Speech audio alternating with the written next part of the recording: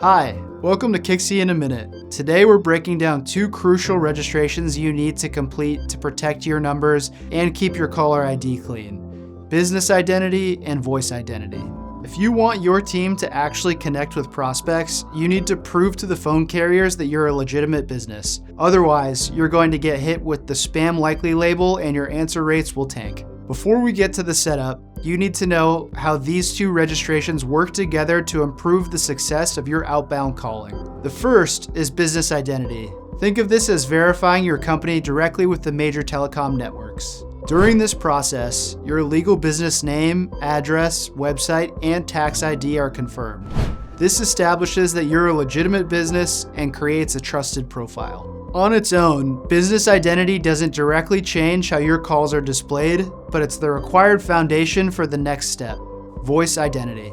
Voice identity is where your phone numbers are associated with your verified business and registered with the major carrier analytics providers, the companies that actually determine whether your phone calls are flagged as spam. Those providers include companies like First Orion, Hiya, and TNS, which power the spam filters for the major wireless carriers.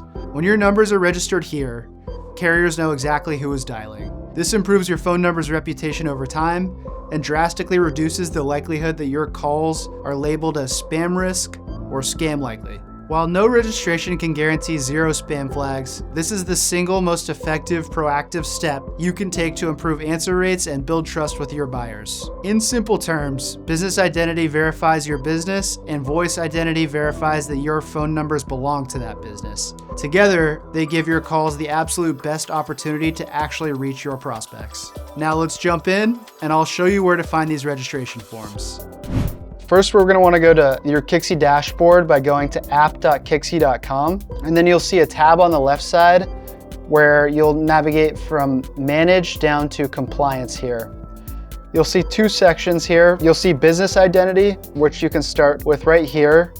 First section of business identity is going to ask for your business address. A little bit lower is going to be a section for your legal business information. So you can mark down your legal company name. There's an area for a brand alias or a DBA here. It's going to be important that your legal company name matches exactly to the tax ID or EIN number that you have. Then on the right side, you'll be able to mark whether your business is private or public. You can select the industry that you're in. And then at the bottom, you will see a section for an authorized representative where you can put the information of somebody from your company who Twilio, the carrier, can contact to verify that this submission is accurate. Next, we're going to head over to voice identity. So at the top, you'll click to this section and you'll see a couple quick questions about how you planned on making phone calls through Kixie. You'll be able to select your primary voice use case. So from this dropdown, you'll find something that matches your calling pattern. You'll see an area to select how many employees you have, daily call volume, which you can find from your Kixie call history.